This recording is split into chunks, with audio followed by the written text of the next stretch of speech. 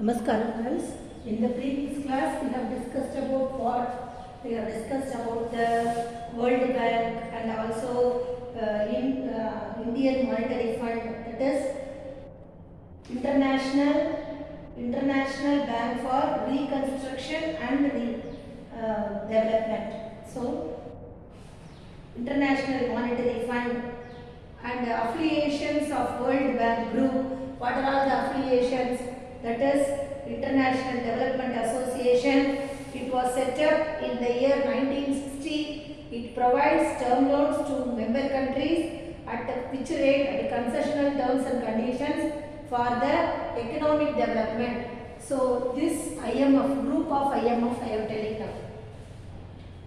Then it assists in poverty alleviations program at least for developed countries, and it provides support for health, education, infrastructure, agriculture and human resource development of developing and least developed countries. So these are all the service rendered by Indian International Monetary Fund. Then International Financial Corporation, what it is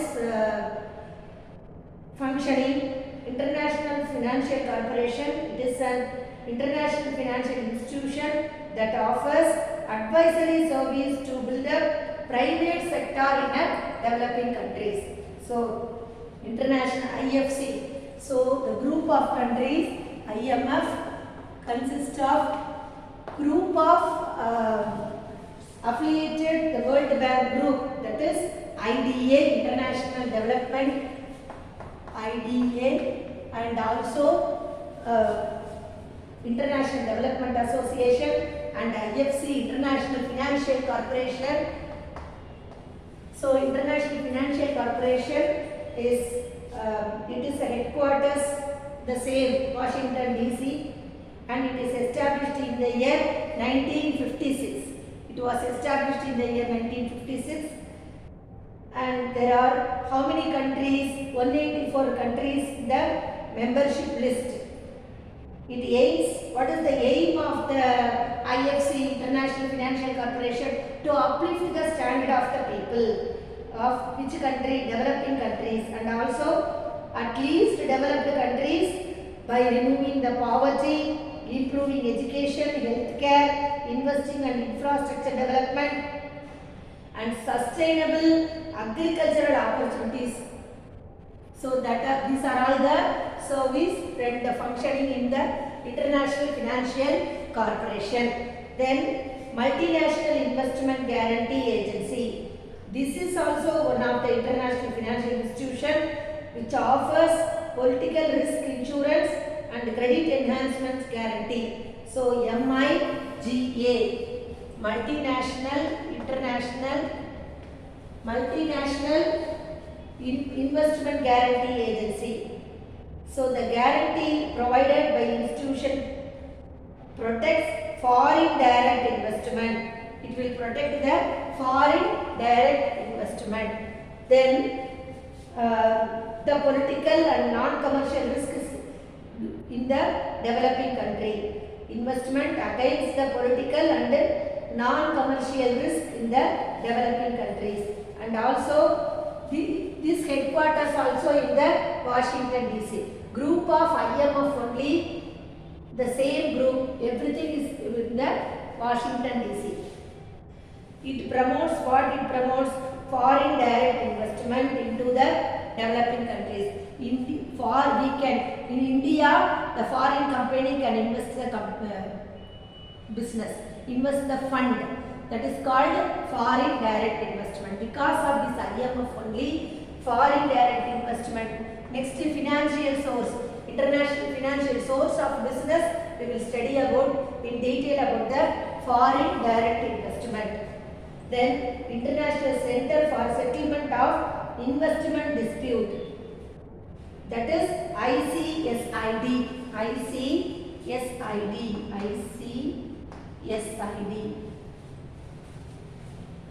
International Center. It is an autonomous institution it's set up in order to provide the forum for conciliation and arbitration of international dispute. If any international dispute will come means we can go and report this kind of group of institution, they will solve the international problems. And it was set up in the year 1966 and it is also located in Washington DC. Now let us move on to the International Monetary Fund and India. What are all the services rendered by International Monetary Fund? We can convert the Indian rupee as a foreign rupee, free convertibility of Indian rupee. Earlier we can say it as a pound. After some years only we can convert this as a gold, isn't it? So Indian rupee has become independent after the establishment of IMF. After establishment of IMF only, Indian rupee has got value, has got independent. It was linked with pound sterling. Its value is now determined. Now only after the establishment of IMF only we are valuing the Indian rupee in terms of gold. So hence it is a freely convertible. We can convert the gold into Indian rupee, we can convert the Indian rupee into gold. After the establishment of IMF only it is possible. Then loan for development activities. So Indian Monetary Fund, what are all the services rendered by them? Loan for development activities. What are all the activities? India got several loan facilities. We can get lot of loan from where? From the IMF for the development project. For the several development project, infrastructure, we have told all the development project we can get there. We can avail loan from where? Indian International Monetary Fund. And ability to purchase foreign currency. Then next one, Government of India is able to purchase foreign currency. We are purchasing the foreign currency, isn't it? Time to time, for what reason? To meet the ever-growing requirement of development activities. Because of the development activities, we are purchasing the foreign currency. For that purpose also, if we want to purchase the foreign currency, we can purchase from the International Monetary Fund and we can get the expert advice. India used to get expert advice from the International Monetary Fund. If any economic problem, all the economic problem will be solved by International Monetary Fund. India will get often, then and there, India will get the expert advice, economic advice from the International Monetary Fund.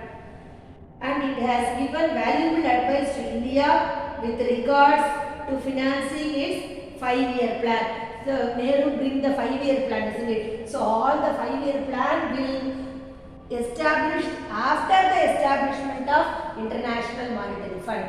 So now and then we can get the expert advice from the International Monetary Fund.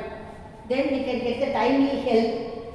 India has received timely help from International Monetary Fund many a time. For what reason? To eliminate a deficit, its balance of payment. If any deficit in balance of payment, we can get the money from the IMF.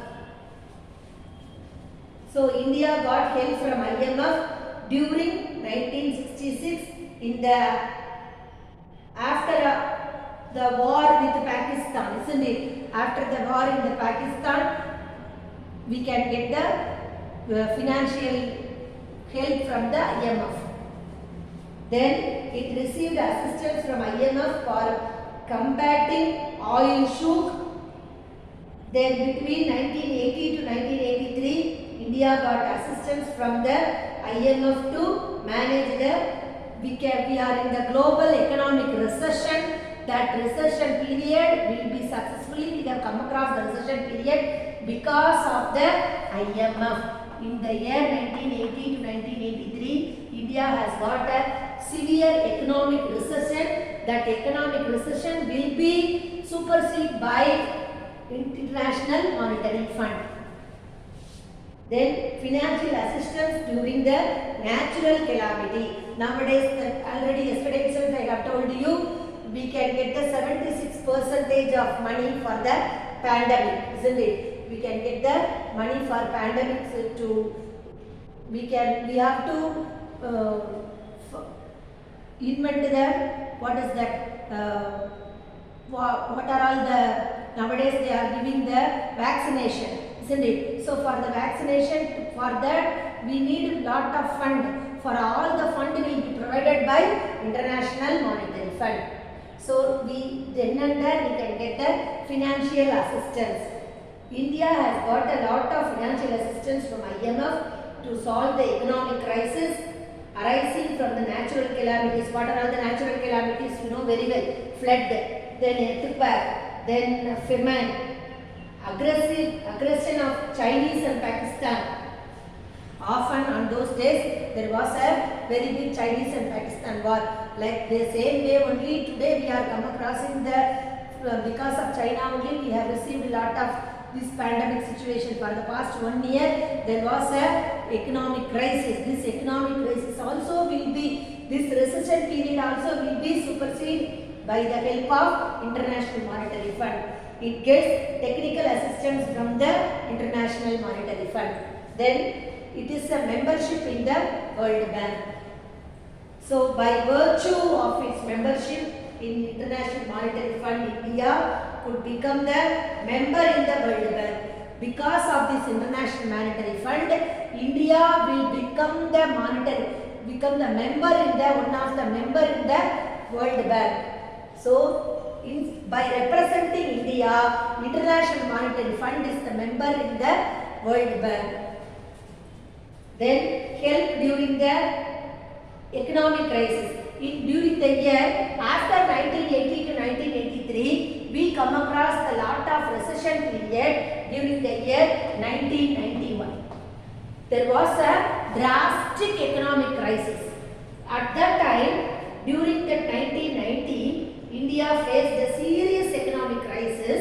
Indian government was almost nearing the bankruptcy. Bankruptcy means our bank balance, our RBI balance also, we don't have any balance.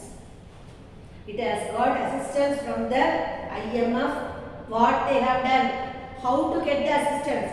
We need, see for example, to run a family, if your mummy or daddy, you want to pay the fees, means what they will do? They have to pledge any jewel, isn't it? Like the same way, India has got a bankrupt. At that time, whatever the gold remains to us, that all the gold will be pledged by pledging its gold reserve with its, to solve the balance of payment crisis. To balance of payment crisis, to solve the balance of payment crisis, we pledged all the gold to the IMF and we can receive the loan. By then only we can come across the economic crisis. Because of IMF only we are getting the financial assistance. Then South Asian Association for Regional Cooperation, that is SAARC. Let us see about SAARC.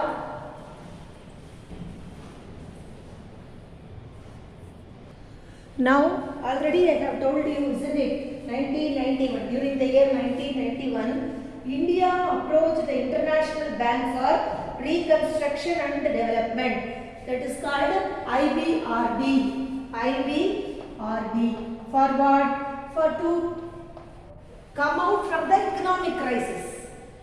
So it is popularly known as World Bank. World Bank and International Monetary Fund. We received, how many rupees we have received from the World Bank means $7 million we have received from the World Bank as loan to repay the external borrowings. To repay the external borrowings, we have received the loan from the International Monetary Fund. Let us see.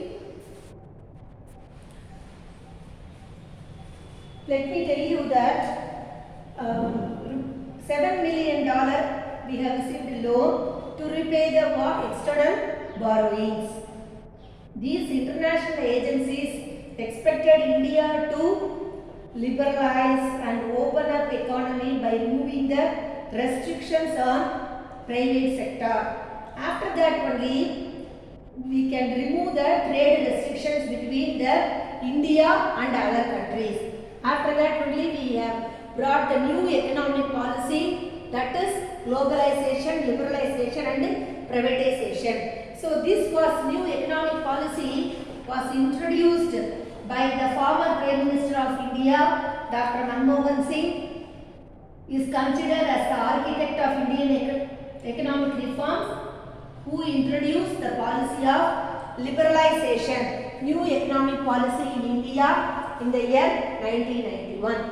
So this is how we have bring the new economic policy. Now let us move on to SAARC. SAARC means what? South Asian Association for Regional Cooperation. What is that? This is established in the year 1985, 8th of December. South Asian Association for Regional Cooperation. This is the regional intergovernmental organization. Which type of organization? It is a intergovernmental organization and geopolitical union of nation in South Asia. So the member countries, who are all the member in this SAARC? India, Afghanistan, then Bangladesh, Bhutan, Nepal, Sri Lanka, Pakistan and also Maldives. These are all the member in this SAARC cooperation, and it was founded at Dhaka in Bangladesh. Why it is needed? What is the why the SAARC was formed? Why SAARC was formed? What is the reason behind this establishment? The idea was to establish SAARC is to bring the better culture and social ties among the member states, to promote the peace in the region. And it was also intended to promote trade among the members in order to improve the economic status of its members and to raise it from a region of poverty. We can eliminate the poverty in the country to a region of economic and social well-being, to eliminate the poverty region and to bring the economic and social well-being region. For that reason, we established this type of regional cooperation. Now, what is the advantages of this SAARC? Objectives, why? See, to promote the welfare of the people of Asia, to promote the welfare of the people who are residing in Asia. Then achieving the economic growth, social program and cultural development in member countries. Then to get the strengthening self-reliance among the members. We must get the self-reliance among the member countries. Then strengthening the cooperation among the members as well as with developing countries and international and regional organization. These are all the objectives. Main objective is to promote the people, those who are residing in Asia. Then it is at the top of SAARC, it is represented by head of the members nation. It meets once in 2 years. The headquarters is located in SAARC. Headquarters is located in Nepal. Then SAARC secretariat is headed by the Secretary General appointed by the member. Who will appoint the secretary? The secretariat is appointed by the Secretary General by the member. Then what is the function of SAARC? It will monitor and coordinating the development program, and it will frame the policy and mobilizing cooperation with inside and outside the region, mobilizing the cooperation inside and outside the region, then determining the intersectoral priorities, then dealing the modalities of financing, modalities of financing. These are all the functions of SARC. Now let us move on to the next chapter. What is balance of trade and what is balance of payment? Thank you, girls.